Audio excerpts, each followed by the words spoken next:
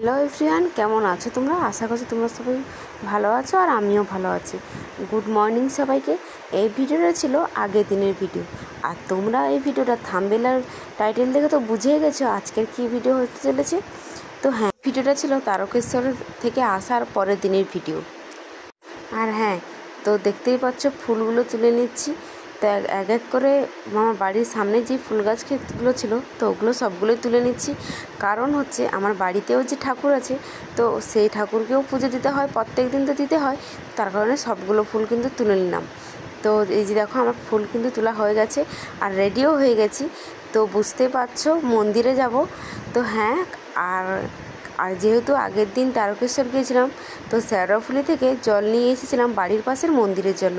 তো এত দূর পথ হেঁটে গিয়েছি তারকেশ্বরের মন্দিরে জল ঢালতে, আর বাড়ির পাশে যেহেতু মন্দির আছে, না নিয়ে এলে কি হয়। তো তার কারণে দেখো ওখান থেকে একটা মগ বাড়ির পাশের মন্দিরের জন্যও নিয়ে এসেছিলাম। তো তারপর দিনে চলে গেছিলাম দুধ আর ওই শেওড়াফুলি থেকে যে জল নিয়ে এসেছিলাম ওইটা ঢালতে। তো আর হ্যাঁ, মন্দিরে বসেছিলাম, তার কারণ হচ্ছে মন্দিরে যে পূজারি যে, তো তিনি হচ্ছে চাবি তালা দিয়ে তো বাড়ি চলে গেছিলো। ওনাকে ডেকে এনে তারপরে কিন্তু, তো ততক্ষণ ওনার আসতে আসতে ততক্ষণ আমরা বসেছিলাম।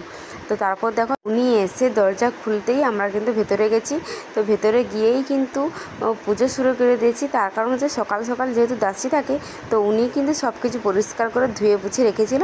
তো আমি গিয়েছি বাড়ি থেকে ফুল নিয়ে গেছি, সমস্ত কিছু নিয়ে গিয়ে তো জোগাড় করে কিন্তু পুজো করতে বসে গেছি। তো প্রথমে দুধটা ঢেলে দিয়েছি।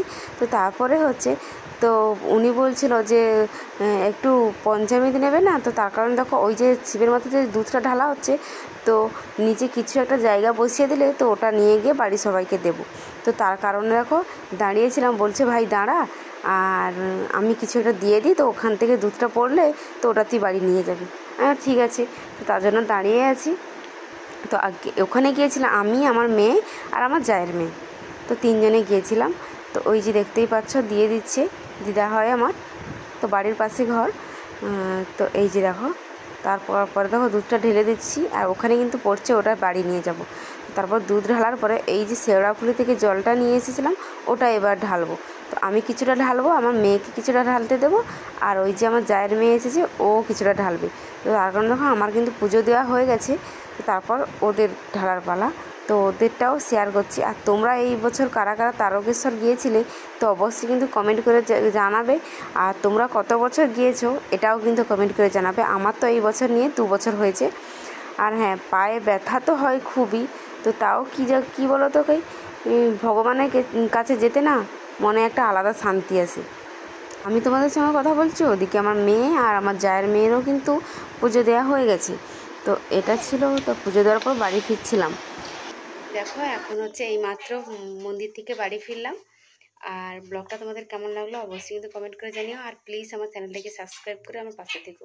তো চলো টাটা, দেখা হচ্ছে অন্য কোনো ভিডিওতে।